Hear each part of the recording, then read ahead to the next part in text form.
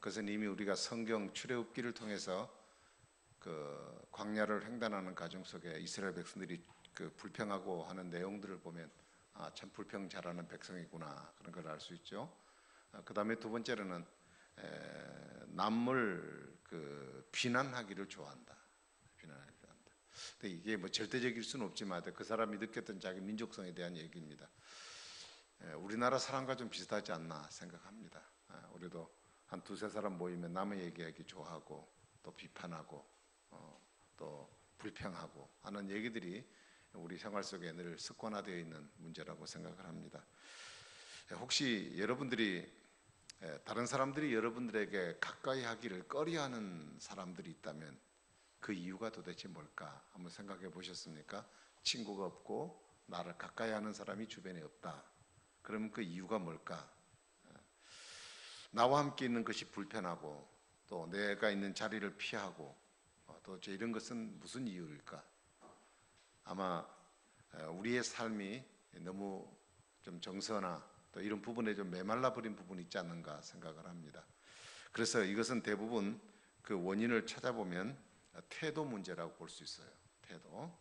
첫 번째 태도는 사람이 딱딱하고 친절하지 않을 때 사람에 가까이 하질 않습니다. 저같이 친절하지 않고 딱딱할 때 저 사람이 무섭다 그래가지고 가까이 하지 않을 수 있습니다. 태도 문제죠. 그 다음에 두 번째는 얼굴 표정입니다. 얼굴 표정. 늘 그 사람을 볼 때마다 밝고 환하게 웃는 싱글벙글하는 그런 웃음, 뭐가 좋은지 어쨌든 그 얼굴 속에 웃음기가 있는 사람이 있는가 하면 어떤 사람은 늘 그 얼굴만 보면 기운이 없어요. 그래서 그 사람 만나면 괜히 내가 맥이 빠져버린 것 같아. 그러면 그 사람을 만나고 싶지 않은 거죠. 그 다음에 세 번째 태도는 뭐냐면 말투입니다. 그 사람의 말투. 말만 했다 그러면 불평하고 말만 했던 비난하고 뭐 이런 내용들을 얘기하는 사람들, 또 말하면 늘 상처를 주고 이런 사람은 사람들에게 인정을 받을 수가 없어요. 그러니까 그런 그 말투를 가진 사람은 직장 생활에도 승진이 잘 안 돼요. 여러분 친구가 많고 사람이 좋으려면 그 사람을 세워주고 격려하는 그런 사람이 되어야 된다는 것을 우리가 알 수 있습니다. 그래서 오늘 본문은 우리에게 그런 관계를 위해서 서로 쌍방간에 우리 공동체 내에서 서로 비방하거나 그리고 판단하지 말라 이렇게 11절에 말합니다. 그래서 우리 그리스도인이 그 예수 믿고 난 후에 변화된 가장 특징 중에 하나는 역시 아름다운 언어입니다. 언어. 말을 이쁘게 해야 된다는 얘기예요. 똑같은 말을 해도 말을 이쁘게 해야 돼요. 그래서 우리의 말이 아름다운 말이 되어야 합니다. 말은 왜 그렇게 중요하냐? 우리의 마음에서부터 나오는 것이기 때문에 그렇습니다. 그 생각이 구겨져 있고 생각이 울분이 차 있으면 말도 그렇게 나오게 돼 있어요. 그러니까 우리는 예수 그리스도를 내 안에 모시고 사는 사람이기 때문에 주님이 내 삶을 주장하니까 내 마음이 평안해야 되고 그리고 평안한 사람을 통해 전달되는 말은 늘 평화스러운 말이 나와야 된다는 말이죠. 그래서 여러 생활이 대단히 중요합니다. 근데 이게 비방이나 판단이라고 하는 건 다 어디냐? 이 언어에서 나온 것 아니에요? 언어 생활이죠. 근데 비방이란 말과 판단이란 말을 내 그 차이점이 있을까? 뭐 차이를 내려면 차이점이 있습니다. 그 비방이란 말은 상대방이 없는데 이야기를 하는 거예요. 없는데 상대를 향하여 무슨 얘기를 할까요? 약점이나 또 이런 잘못된 것을 들춰내는 거죠. 근데 그게 비겁한 내용인 이유는 상대방이 그것을 듣고 나는 그게 아니야 하고 변명을 할 수 있어야 되는데 그 사람이 없기 때문에 변명을 할 수가 없잖아요. 그러니까 내가 하는 말이 일방적이 돼버려요. 그러니까 그 사람은 완전히 죽음으로 매도를 당하게 되는 그런 일이에요. 그래서 이런 말을 좀 영어로 이렇게 표현을 했습니다. 백바이팅이라고 하는 말을 썼습니다. 그 뒤에서 물어뜯는다. 뭐 이런 의미를 갖고 있어요. 이 비방이라는 말은 뭐 험담 혹은 중상모략 뭐 이렇게 표현하기도 합니다. 그 다음에 그 판단이라고 하는 것은 옳고 그름, 좋고 나쁜 것을 헤아리는 것인데 마치 재판관이 그 죄인의 형을 확정합니다. 죄에 대한 얘기를 쭉 다 듣고 난 뒤에 당신은 이런 죄를 지었으니까 이만한 형을 받아야 된다 하고 그 사람을 딱 정해놓고 형벌을 내리는 것이죠. 이 재판관처럼 다른 사람의 어떤 태도나 그 가치를 내가 이 사람은 이럴 것이다라고 딱 정해버리는 것입니다. 사람이 나쁜 점도 있지만 좋은 점도 많이 있거든요. 근데 내가 경험하고 내가 지금 그 사건을 통해 본 그 사람의 모습만 보고 이 사람은 이런 사람이다 라고 정해버리는 겁니다. 이것이 이제 그 판단하는 일이라고 이렇게 볼 수가 있죠. 그래서 예수를 믿는 사람들은 남을 비난하거나 비방하거나 판단하는 일이 있어서는 결코 안 됩니다. 물론 그 비판이란 말이 있습니다. 그것도 뭐 거의 다 비슷한 내용이지만 비판은 주로 누구에게 비판을 가하는 것이냐면 비판은 자기에 대해서 하는 것이에요. 비판. 그래서 이성의 가장 중요한 기능 중에 하나가 판단하는 기능인데 그 칸트 임마누엘 칸트 철학자가 쓴 유명한 책 순수 이성 비판이라는 책이 있지 않습니까? 이 비판이라고 하는 것은 그 이성의 역할을 잘 감당할 수 있도록 자기를 점검하는데 필요한 것이라 볼 수 있어요. 내가 지금 재판관이라고 그러면 내가 재판관으로서 이 상대를 향하여 잘 판단할 수 있는지, 혹은 내가 너무 지배적인 생각을 갖고 있어서 내 주관적인 입장에서 상대를 지금 판단하고 있지 않은지, 내가 이 재판관으로서 이 역할을 잘 수행할 수 있는 인격이 내가 돼 있는지 자기를 돌아보고 살펴보는 거죠. 그래서 목회자가 설교를 할 때도 역시 내가 이 말씀을 가졌을 때 이 말씀을 전할 자격이 있는지, 그리고 이 말씀을 내가 전할 때 혹시 한쪽으로 치우쳐서 내 말이 절대화인 것처럼 하고 있는 것은 아닌지, 이 일을 수행할 만한 능력이 내게 있는 것인지 자기를 돌아보고 기도하고 난 뒤에 하나님 말씀을 전하는 것처럼, 이 비판이라고 하는 것은 자기를 좀 더 객관화시키는 정확성을 기하기하여 자기 자신 스스로를 바라보는 그런 작업이 바로 비판이라는 작업입니다. 이게 건설적으로 좋은 의미에서 그런 얘기입니다. 그러나 나쁜 의미에서 보면 이것은 비방이나 판단이나 모든 것이 다 똑같은 의미로 다 사용될 수 있는 부분입니다.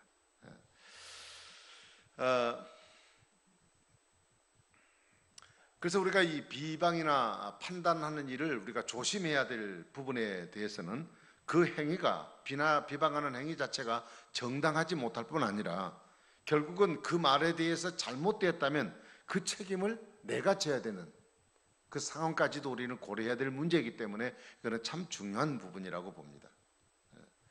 그래서 성경은 비방이나 판단은 옳지 않다 이렇게 말하죠. 특별히 그리스도인들이 다른 사람을 함부로 비방하는 일은 신앙상 서로의 그 덕을 잃어버리는 것이 되기 때문에 우리가 삼가해야 될 부분이라고 말을 합니다. 자, 11절에 보시면 형제들아 서로 비방하지 말라. 형제를 비방하는 자나 판단하는 자 곧 율법을 비방하고 판단하는 것이다. 네가 만일 율법을 판단하면 율법의 준행자가 아니고 율법의 재판장이 되는 것이다. 이렇게 말했어요.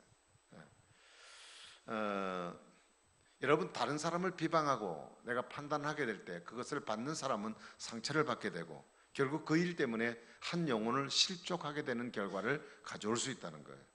그래서 야고보는 우리에게 분명히 말합니다. 너희들은 판단하고 그리고 비방할 권한이 없다는 것을 우리에게 말씀하고 있습니다.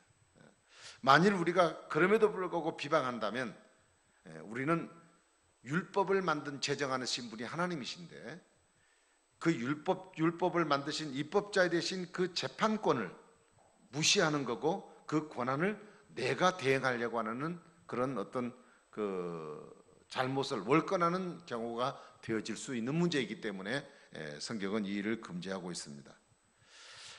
사람들이 대체적으로 남을 비방하거나 판단을 할 때 내가 하는 말이 객관성이 있다는 것을 말하기 위해서 사람들이 하는 내용들이 있습니다. 첫 번째는 그건 뭐냐면 이게 이제 뭐랄까요, 보편화되어 있다는 사실을 사람들에게 말하기 위해서 다들 그러는데 이렇게 얘기를 하는 거죠.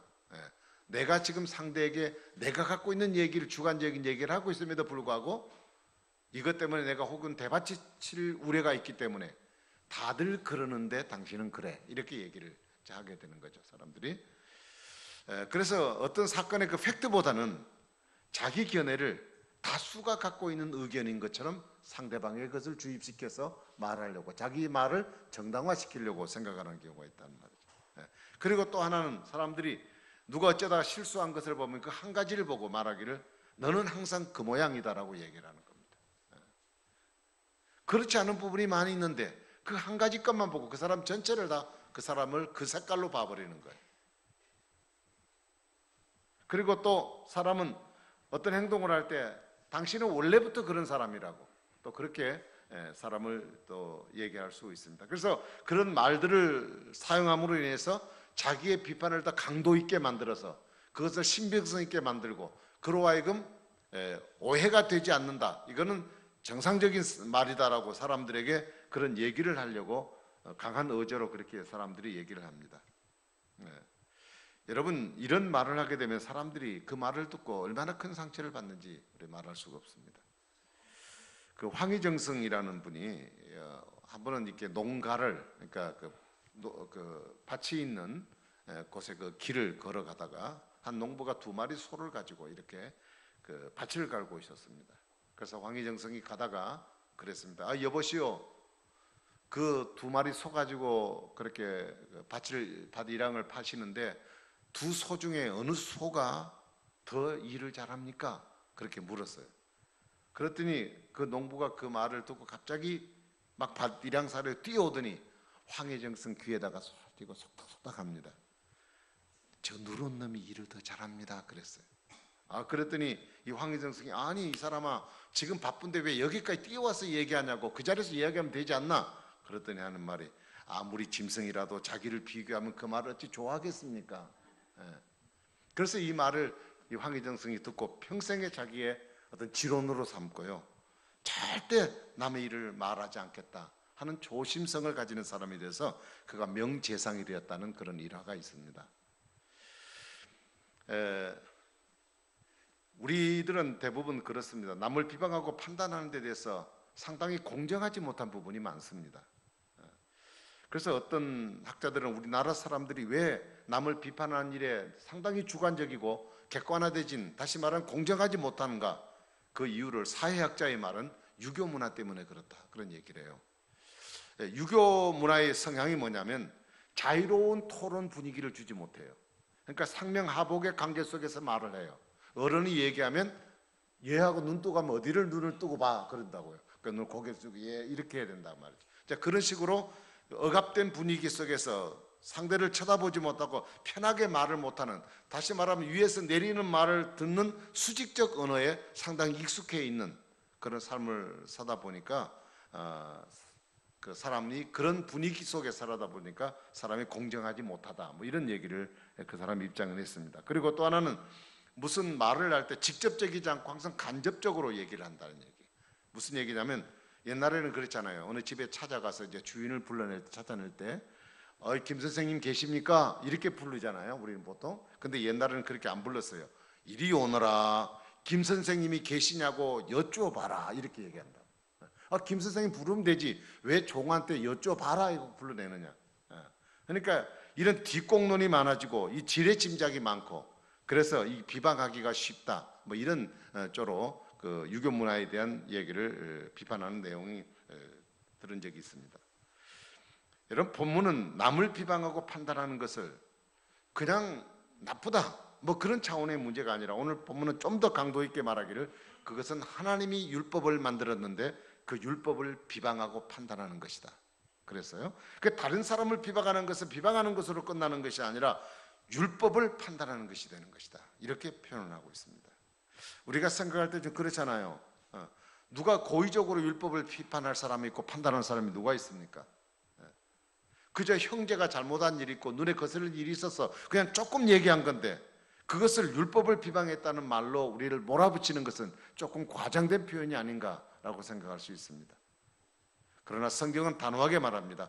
다른 사람을, 서로를 비방하는 것은 율법을 비방하는 것이라고 말했어요. 왜냐하면 율법자와 그리고 그 법을 만드신 재판관은 오직 한 분, 하나님밖에 안 계시기 때문에 그렇다는 얘기죠. 그래서 12절에 말하기를 율법자와 재판관은 오직 한 분이시니 그분은 능히 구원하기도 하고 벌하기도 하는데 너는 도대체 누구이기에 내가 이웃을 판단하는가? 라고 묻고 있습니다. 여러분, 우리의 형제는, 우리의 가족은 비방과 판단의 대상이 아닙니다. 우리는 그들을 비판하고 그리고 비난할 그런 권한을 우리에게 주지 않았습니다. 만일 그것을 함부로 우리가 한다고 하는 것은 하나님의 권위를 멸시하는 행위라는 것을 우리는 잊지 말아야 할 것입니다. 사람이 살고 죽고 사람을 구원하고 멸하는 것의 권한이 하나님께 있는 것인데, 하나님께 있는 것인데, 그 하나님은 절대 그렇게 하는 것은 하나님의 엄위하심을 침해하는 것이라고 말하고 있는데, 그래서 율법은 형제를 비방하는 것을 금하고 있는데도 불구하고 우리가 그 일을 계속한다고 하는 것은 그 일을 금하시고 그 법을 만드신 하나님 위에 서서 그 율법을 비판하고 그리고 판단하는 것이 되는 것이라고 말하고 있습니다.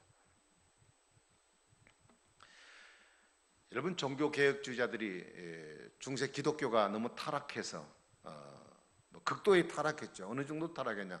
로마 교황이 하나님보다 더 위에다가 둔 위치에 올라갔습니다. 그래서 하나님 위에다가 하나님을 자기 자신을 두고, 그리고 자기의 그 권위를 하나님 권위 위에다 두고, 그리고 성경보다도 자기의 말을 더 위에 두어서 하나님 말씀을 틀렸다 옳다라고 판단할 수 있는 권한이 교황에게 있었어요. 그래서 그런 것을 가지고 재판을 집행하고 종교 행위를 하기 때문에 그때일 수밖에 없어요. 그래서 이 요한 칼빈은, 장로교의 창시자인 요한 칼빈은 이 교황을 두고 말하기를 적그리스도다 이렇게 표현을 하게 된 것입니다. 여러분, 절대 주권자이신 하나님 한 분 외에는 누구도 판단할 수 있는 권한이 없습니다. 남을 판단하는 것은 하나님의 권위에 도전하고 그 역할을 내가 대신하는 것입니다. 예수님은 남을 판단하지 말아야 될 결정적인 이유를 말씀하셨습니다. 그 한 가지가 남을 아무도 판단할 수 없을 만큼 판단할 수 있을 만큼 사람은 선하지 않다는 겁니다. 선하지 않다는 거예요. 그래서 너가 다른 사람을 비판하려거든 내 눈에 있는 들보를 봐라. 너 눈에는 큰 돌이 박혀 있다. 그런데 다른 사람이 는 눈에 보일 듯 마듯한 티를 보고서 그것을 빼라고 얘기하느냐? 그건 있을 수 없다는 얘기잖아요. 여러분, 남의 그 결점들을 찾아내서 고치려고 절대 해서는 안 됩니다. 우리는 자신의 삶을 내 스스로를 비판하고 나를 고치기에도 너무 시간이 부족할 정도라는 철저히 부패한 존재입니다. 누가 이 사회를 바꾸려고 할 수는 없어요. 기독교가 이 사회를 바꿀 수가 없어요. 우리가 먼저 고쳐지고 우리가 먼저 하나님 앞에 바로 되지 않고서는 그 바로됨의 영향을 세상 속에 미칠 수가 없는 거예요. 아무리 외쳐대다 할지라도 우리가 거짓되고 우리가 잘못되어 있다면 딴 사람을, 이 사회를 향하여 우리가 할 말이 없어요. 그리스도인은, 교회는 이 세상을 향하여, 죄악된 세상을 향하여 잘못됐다고 얘기를 할 수 있어야 되는데 그 권한이 없어요. 왜 없느냐? 우리의 자정적 노력이 부족해서, 우리 자신들이 바로 고쳐지지 못했기 때문에 그래요. 여러분, 아이들을 교육시킬 때도 밥상머리에 앉아놓고 너 이렇게 해, 이렇게 가르쳐갖고는 절대 안 듣습니다. 부모가 먼저 반듯한 모습으로 살아내야 돼요. 그래야 그것을 지켜보는 자녀들이 보고 감동을 받고 나도 우리 엄마 아빠처럼 살아야 되겠다는 영향을 받게 돼 있다는 얘기예요. 그러므로 우리 교회 지도자들이나 혹은 교회 무슨 역할을 맡았던 모든 분들은 내가 그 밑에 있는 사람을 고쳐보겠다는 마음을 절대 갖지 마시고 먼저 내 자신이 바로 돼야 된다는 생각을 항상 갖고 내 자신을 고쳐나가는 일에 힘을 쓰는 것입니다. 그리고 자신의 잘못에 내가 신경을 쓰고 남의 잘못은 어떻게 해야 되냐? 하나님께 맡겨야 돼요. 그분이 해주셔야 돼요. 그분이 그 속에서 역사해 주셔야 그게 바뀔 수 있는 것이지 사람의 말 갖고는 절대 바뀌어질 수가 없어요. 만일 제가 설교를 통해 성도가 변화될 수 있다면 지금 우리 성도들은 다 천사가 돼버렸을 거예요. 제가 얼마나 수많은 말을 얘기합니까?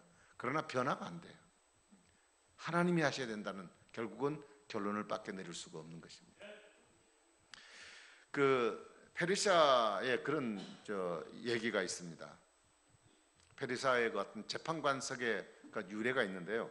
한 재판관이 있었는데 이 법관이 재판을 잘못한 거예요. 어떻게 잘못했냐면 유전무죄 형식으로 돈 있어서 뇌물을 받고 죄가 많은 사람인데 그 사람을 무죄로 석방했어요. 그 일 때문에 이 페르시아 캄비세스라고 하는 이 왕이 너무 화가 났습니다. 그래서 저 재판관을 사형에 처하라고 그랬어요. 그리고 그 사람을 사형에 처했습니다. 재판관은. 그리고 난 뒤에 좀 죄송합니다. 좀 끔찍한 얘기해서 그 사람의 껍질을 다 벗겨라. 그래서 머리부터 발끝까지 껍질을 다 벗겼어요. 그래 껍질을 말렸어요. 그걸 어디다 놓느냐? 재판석에다가 머리, 팔, 다리, 목, 몸의 모든 것들을 재판석에다가 그냥 이렇게 시트 씌우듯이 씌워버린 거예요. 그리고 재판하는 사람은 그 자리에 앉게 만들었어요. 재판관을. 그리고 재판할 때 절대 편견 갖지 말아라. 이 사람같이 재판되면 너도 이렇게 된다.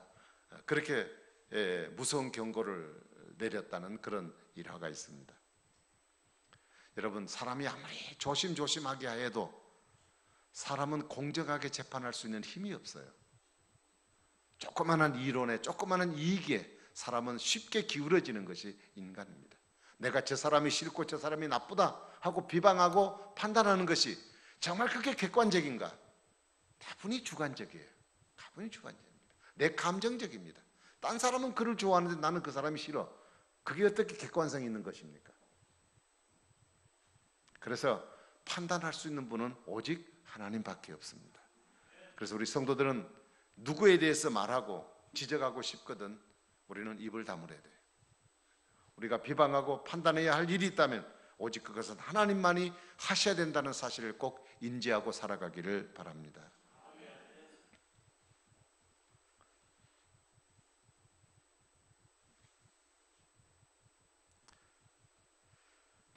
우리가 다른 사람에게 상처를 주고 내가 올바르지 못한 그런 말들을 해서 상대에게 아픔을 준다면 그것은 나 자신뿐 아니라 하나님 편에서도 그것이 굉장히 불편하십니다. 내가 미워하고 그래서 그를 비판하고 판단한 사람일지라도 하나님은 그 사람을 위해 예수님을 보내 십자가에 죽게 하셨습니다. 그 살에서 그 사람의 모자란 부분을 주님이 다 끌어안으셨습니다. 그런데 주님조차도 그를 끌어안으셨는데 나 같은 사람이 하나님이 끌어안진 그 사람을 판단한다? 그건 있을 수 없는 얘기죠. 어떤 사람은 얘기할 때 그래. 내가 미워서 그런 게 아니라 너를 생각해서 그런다 그래. 여러분 진짜 생각한다면 말하지 말아야 돼요. 말하지 말아야 돼요. 절대 나는 상대에서 그를 비판할 때 내 마음속에 뭔가 그 사람의 미움의 마음이 깔려있기 때문에 비판하는 의식이 속에 깔려있다고. 말하다 보면 그것이 묻어나오는 거예요. 묻어나와. 내가 좋은 의도로 얘기할지라도 내 속에 있는 감정이 같이 묻어나오기 때문에 그것을 받는 사람은 마음에 상처가 될 수밖에 없는 거란 말이죠. 하나님은 어느 누구에게도 우리 형제를 판단할 권세를 주신 일이 없습니다. 사랑하게 하셨고 다른 사람을 섬기게 하셨죠. 하나님의 눈과 귀는 항상 열려 있습니다. 무엇에 열려 있을까요? 다른 사람을 판단하고 다른 사람에 대해서 비난하는 일들에 대하여 주님은 항상 자신을 열어놓고 계십니다. 사랑하는 여러분, 오늘 우리는 하나님의 역할을 대신하려고 하지 마십시오. 나도 모르는 사이에 내가 스스로 하나님이 되고 하나님 보좌에 앉아서 다른 사람을 비방하고 판단하게 되는 실수가 있어서는 안 될 것입니다.